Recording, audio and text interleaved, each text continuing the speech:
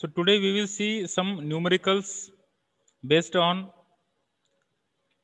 adder circuits, that is inverting adder and non-inverting adder, that we have already studied in our previous lectures. So in examination, one equation may be given to you, and accordingly you may be asked to realize that equation in the form of circuit diagram, or you may be asked to design the circuit with a particular parameter values. पॅरामीटरचे value दिलेले असतील किंवा components के value दिलेले असतील.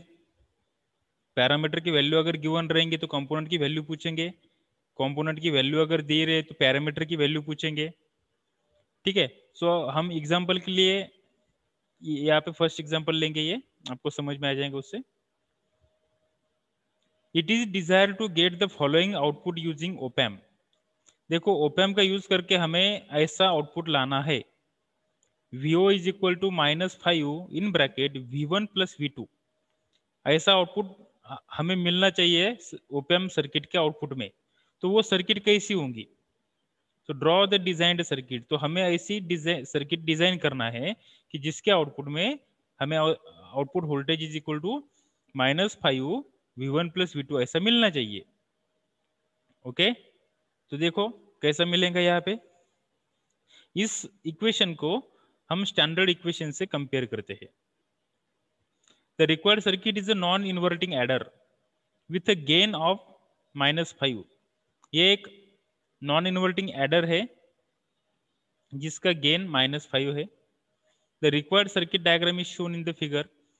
The output voltage is given by. अब उसको output voltage VO is equal to, इसको हम क्या करेंगे, -RF/R1 V1 -RF/R2 into V2. तो यहाँ पे R1 R2 की वैल्यू हम सेम लेंगे, R है सपोज. तो हमें ये इक्वेशन कैसे मिलेगा? R1 और R2 की वैल्यू अगर हमने R रखी और RF की वैल्यू RF की उतनी रखी, तो यहाँ पे भी R1 की जगह पे R आएगा, यहाँ पे भी R2 की जगह पे R आएगा. तो ये R, तो यहाँ पे क्या रहेगा? RF/R. यहाँ पे भी क्या रहेगा? RF/R. तो ये RF/R हम कॉमन ले सकते हैं. तो देखो यहाँ पे हमने क्या किया, RF/R को कॉमन लिया.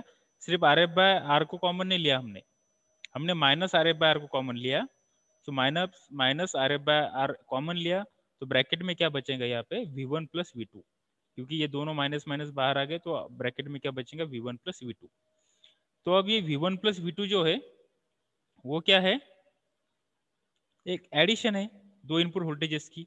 और यहाँ पे ये जो है -RF/R ये गेन हो गया. पर माइनस साइन क्या रिप्रेजेंट करता है? कि ये इन्वर्टिंग एडर है. यहाँ पे गलत दिया, ये नॉन इन्वर्टिंग एडर है. जब आपको माइनस साइन दिखेगा आप समझ लेना कि ये इन्वर्टिंग है. माइनस साइन नहीं दिखा तो आप समझ लेना कि ये नॉन इन्वर्टिंग है. ओके. तो अब देखो आउटपुट वोल्टेज क्या मिला हमें ये इक्वेशन से, -RF/R इन ब्रैकेट V1 प्लस V2. तो ये माइनस साइन है, मतलब हमको कौन सा एम्पलीफायर यूज करना पड़ेगा, कौन सा कॉन्फ़िगरेशन यूज करना पड़ेगा? हमें यूज करना पड़ेगा इन्वर्टिंग कॉन्फ़िगरेशन. ओके. तो देखो यहाँ पे ये इक्वेशन में 5 है. ये 5 का मतलब क्या होता है कि RF/R इसकी वैल्यू 5 है. अगर हमने ये गिवन इक्वेशन ये हमारे स्टैंडर्ड इक्वेशन से अगर कंपेयर किया तो हमें ऐसा यहाँ पे वैल्यू मिलता है RF/R is equal to 5. Okay. So next RF/R हमें मिला 5. तो RF/R 5 है, इसका मतलब क्या? RF is equal to 5 into R रहेगा. मतलब RF ये 5 टाइम्स R रहेगा. तो अगर आप इसकी वैल्यू कुछ भी चूज कर सकते हो. अगर आपने यहाँ पे ये RF की वैल्यू सपोज 5 के लिया, RF की वैल्यू देखो, ये इक्वेशन को हम ऐसे लिख सकते हैं. यहाँ पे ये RF है, RF इज इक्वल टू, हमने क्या किया, R1 को इधर भेज दिया तो क्या आएगा? 5 इंटू R1 आएगा. ठीक है. 5 इंटू R1. ठीक है. अब हमें क्या करना पड़ेगा? दोनों में से कोई भी एक एज्यूम करो. आप क्या करो? R1 को एज्यूम करो. सपोज आप R1 को 1 किलो ओम एज्यूम करो, तो आपको RF क्या मिलेगा? तो RF आपको मिलेगा ये 5 है, आपने R1 को 1 किलो ओम कंसिडर किया, तो 5 इंटू 1 किलो ओम क्या हो जाएगा, 5 किलो ओहम। ठीक है, इफ ये कब आएगा, जब आपने R1 को 1 किलो ओहम कंसिडर किया तब आएगा ये। ठीक है, अगर आपने R1 को 2 किलो ओम कंसिडर किया तो RF कितना आएगा, 5 इंटू 2 10 किलो ओम आएगा। तो हमें ये इंडिविजुअल वैल्यू से कोई लेना देना नहीं होता, हमें ये रेशियो 5 आना चाहिए बस। आप कोई भी वैल्यू सेलेक्ट कर सकते हैं, उसके अकॉर्डिंगली आप R1 की कुछ भी वैल्यू सेलेक्ट करो, उसके अकॉर्डिंगली RF की वैल्यू ऑटोमेटिकली चेंज होती है। ठीक है, तो देखो आपने क्या किया यहाँ पे, suppose R1 1 kilo ohm consider किया, R1 किलो ओम कंसिडर किया, R मतलब क्या, R1 और R2 दोनों सेम है, तो यहाँ पे R1 1 किलो ओम है, यहाँ पे R2 1 किलो ओम है, और यहाँ पे RF क्या आएगा, 5 किलो ओम आएगा। और ये कौन सा ओपम हो गया, इन्वर्टिंग या नॉन इन्वर्टिंग, ये इन्वर्टिंग ओपम है, क्योंकि हमने जो दो इनपुट वोल्टेजेस है वो इन्वर्टिंग टर्मिनल को दिए, V1 एंड V2, ये हमने इन्वर्टिंग टर्मिनल को एडिशन के लिए दिए, और non inverting terminal is simply connected to ground. तो ये वीओ के आउटपुट में हमें, ओपम के आउटपुट में हमें क्या मिलेगा, ये जो है वीओ हमें क्या मिलेगा, इस वीओ में हमें ये मिलेगा। ठीक है, so in this way you can realise the circuit. So this is the designed circuit, ये क्या है, डिजाइंड सर्किट है। ठीक है, अब नेक्स्ट है, it is desired to achieve an output using op-amp given by equation vo is equal to 5 in bracket v1 minus v2 plus 3 into v3, design the circuit and draw the designed circuit। अब क्या पूछा हमें, op-amp से ऐसी circuit बनाओ कि जो circuit का आउटपुट हमें क्या मिलना चाहिए, vo is equal to 5 in bracket v1 minus v2 plus 3v3। अब कैसा आएगा, देखो ये हमें रियलाइज करना है, vo is equal to 5v1। अब हम क्या करेंगे, यहाँ पे ये हमारा इक्वेशन गिवन है, vo is equal to 5 in bracket v1 minus v2 plus 3v3। तो हम ये 5 से ये ब्रैकेट को मल्टीप्लाई करेंगे तो क्या आएगा, 5v1 माइनस 5v2 प्लस ये 3v3 तो सेपरेट ही है, तो 3v3 को हम एज इट इज लिखेंगे यहाँ पे। सो 5v1 minus 5v2 plus 3v3। अब यहाँ पे हम क्या करेंगे, माइनस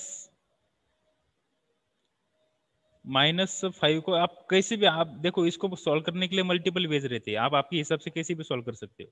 अब इन्होंने क्या किया, देखो माइनस कॉमन निकाला, ब्रैकेट में क्या रहेगा, -5v1, या माइनस यहाँ से माइनस माइनस गया तो यह प्लस हो जाएगा, तो प्लस 5v2। अब यहाँ से भी अगर माइनस हमने कॉमन लिया तो यहाँ पे माइनस आ जाएगा, सो -3v3। ठीक है, तो माइनस और इन ब्रैकेट, अब क्या क्या हमने यहाँ पे 5 माइनस v1, ये -5v1 को कैसे लिखा, 5 इन ब्रैकेट -v1, फिर ये 5v2, और ये प्लस ये -3v3 को हमने क्या लिखा, +3 इन ब्रैकेट -v3। तो सेम ही है, कोई फर्क नहीं उसमें। ओके, अब देखो यहाँ पे ये ऐसे इक्वेशन फॉर्म किया, तो इक्वेशन से हमें क्या पता चलता है कि 5 minus v1 plus 5v2 plus 3 -v3। तो अब देखो यहाँ पे ये -v1 का मतलब होता है निगेटिव वोल्टेज, प्लस v2 का मतलब होता है पॉजिटिव वोल्टेज, और -v3 का मतलब फिर से होता है निगेटिव वोल्टेज। अब यहाँ पे माइनस साइन है, ये माइनस साइन क्या रिप्रेजेंट करता है, ये माइनस साइन रिप्रेजेंट करता है कि ये इन्वर्टिंग ओपैम्प है, इन्वर्टिंग एडर है। ओके, और यहाँ पे ये तीनों जो टर्म है एडिशन, ये क्या है, ये प्लस प्लस है, ये टर्म एक टर्म है, प्लस ये दूसरी टर्म है, प्लस ये तीसरी टर्म है, और ये तीनों भी टर्म की क्या है, यहाँ पे एडिशन है, मतलब ये एडर है, ये क्या है, एडर है। और इसका माइनस साइन क्या रिप्रेजेंट करता है कि ये इन्वर्टिंग एडर है। ओके, ये इन्वर्टिंग एडर है, और ये -v1 और ये -V3 का मतलब होता है कि हमने इनपुट में निगेटिव वोल्टेजेस दिए। निगेटिव वोल्टेज मतलब बैटरी का निगेटिव हमने कनेक्ट किया है इनपुट में। ठीक है, अब देखो कैसी सर्किट आएंगी। So invert V1 and V3 with the help of the unity gain inverting amplifier. तो ये कैसा कर सकते हैं हम, V1 का कन्वर्शन -V1 में कैसा कर सकते हैं, यूजिंग इन्वर्टर, मतलब साइन चेंजर सर्किट। हमने ऑलरेडी स्टडी किया है उसको।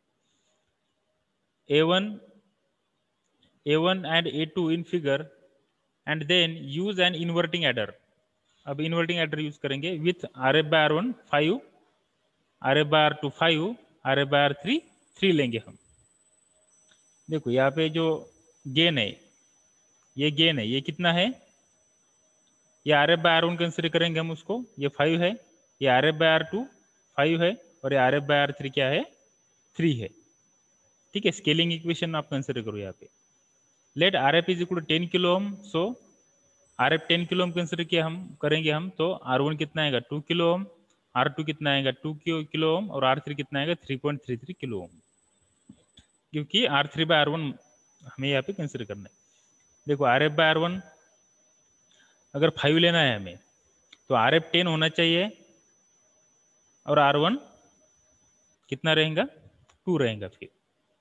ओके, देखो R1 कितना रहेगा 2 किलो ओम, और RF अगर 10 किलो ओम है, तो ये कितना है यहाँ पे, RF by R2 5 है, तो RF अगर 10 है तो R2 कितना रहेगा 2 किलो ओम रहेगा।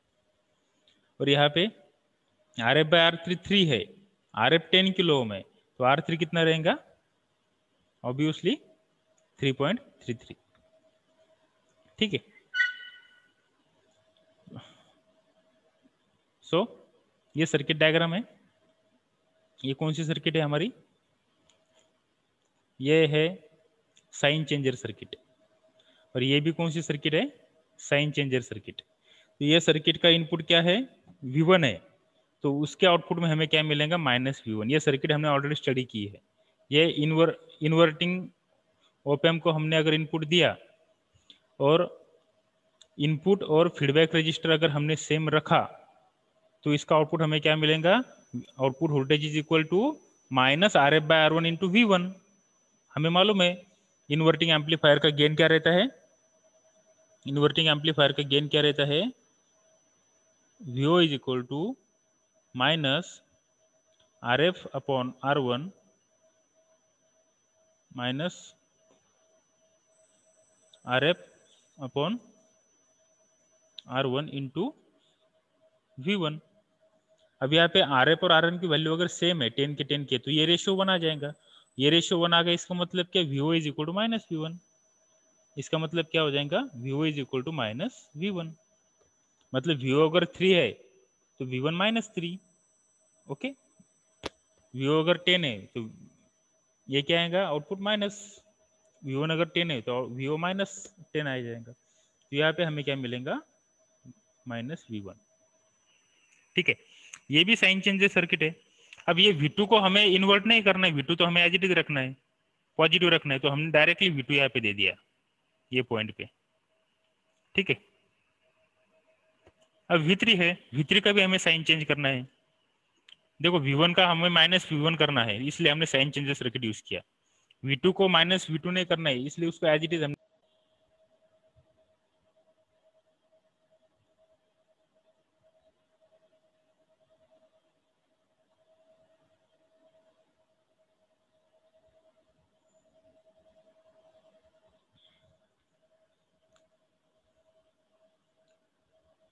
देखो यहाँ पे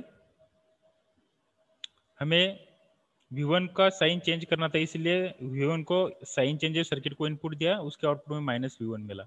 वो -V1 हमने वो एडर का एक इनपुट ले लिया। V2 का साइन हमें चेंज नहीं करना, इसलिए V2 जो है हमने डायरेक्टली यहाँ पे दे दिया दूसरा इनपुट एडर को। और V3 का भी हमें साइन चेंज करना है, इसलिए V3 को भी हमने पहले साइन चेंजर को इनपुट दिया, तो ये साइन चेंजर सर्किट उसका साइन चेंज करेगा, तो हमें इसके आउटपुट में -V3 मिला, और ये -V3 है हमारे एडर का थर्ड इनपुट। तो एडर का कितने इनपुट रहे, 3 इनपुट। कौन से, ये V1 -V1 V2 और -V3, ऐसे 3 इनपुट आ गए।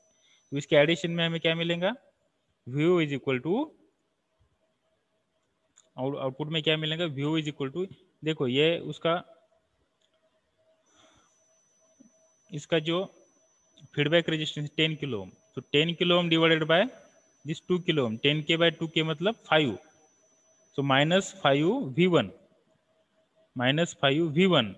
अब यहाँ पे 10K प्लस 2K मतलब कितना हो गया, RF bye R2 5 into V2, 5V2, देखो -5V1 प्लस 5V2, और यहाँ पे R3 कितना है 3.33K, तो 10 डिवाइडेड बाय 3.33 मतलब 3.33 इंटू 3.33 इंटू -V3, सो -3.33 V3, तो ये इक्वेशन हमें मिलेगा। देखो माइनस रहेगा, माइनस क्यों रहेगा, क्योंकि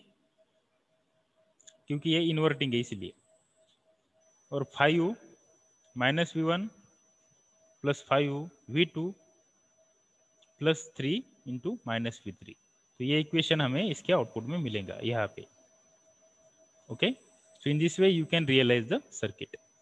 अगर आपको इक्वेशन दिया रहेगा तो आप उस इक्वेशन को मैथमेटिकली थोड़ा सा मॉडिफाई करके उसको एक स्टैंडर्ड फॉर्मेट में कन्वर्ट करने का, और कन्वर्ट करने के बाद फिर आप उसके हिसाब से ये सर्किट डिजाइन कर सकते हैं, और अकॉर्डिंगली आपको पैरामीटर की वैल्यू भी चूज करनी पड़ती है।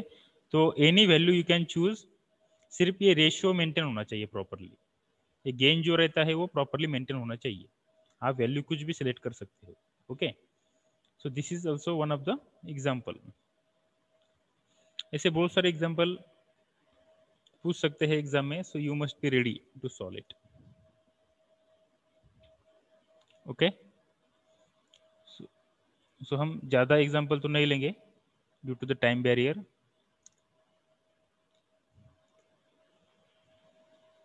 देखो अब ये एक एग्जाम्पल हम लेंगे। It is desire to get an output given by the following equation using op amp, VO is equal to minus in bracket V1 plus V2 plus V3, draw the design circuit. तो इसको कैसा करेंगे हम, एकदम simple है। देखो minus मतलब क्या, ये इन्वर्टिंग है, और यहाँ पे रेशियो भी 1 है, इसका मतलब फीडबैक रजिस्टर और इनपुट रेजिस्टेंस की वैल्यू सेम है, और V1 plus V2 plus V3 directly addition है। तो आप क्या कर सकते हैं, देखो एकदम सिंपल है, ये ओपैम्प माइनस साइन है मतलब इनवर्टिंग है, नॉन इनवर्टिंग ग्राउंड को करो फिर, और इनवर्टिंग को 3 इनपुट देने का, V1 V2 और V3, तीनों का रेजिस्टेंस भी सेम रखो, कितना भी रखो आप, 5 के है तो आप 10 के भी रख सकते हो, सिर्फ आपको अगर ये 10 के रखा आपने तो ये भी 10 के रखना पड़ेगा। सो ये 5 के है, सेम ही है, फीडबैक रजिस्टर भी सेम ही है, तो आउटपुट को हमें क्या मिलेगा, -RF/R into V1 plus V2 plus V3। RF/R क्या है, RF भी सेम है, यहाँ पे क्या है, RF/, क्या पूछा यहाँ पे,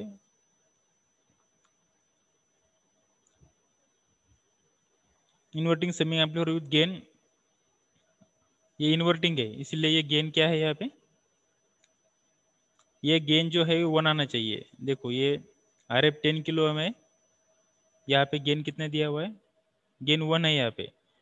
देखो यहाँ पे गेन 1 है मतलब आपको क्या करना पड़ेगा, ये RF और R की वैल्यू सेम रखना पड़ेगी, ये गलत है यहाँ पे, ये करेक्शन कर लो आप, यहाँ पे 5 किलो होना चाहिए, नहीं तो यहाँ पे अगर 10 किलो में तो यहाँ पे भी हर जगह पे 10 किलो होना चाहिए, तभी उसका गेन 1 आएगा।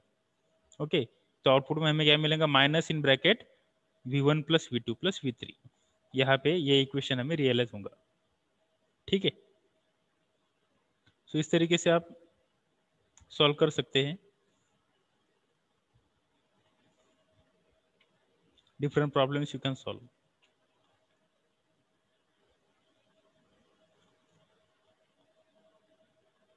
So you try some problems at home.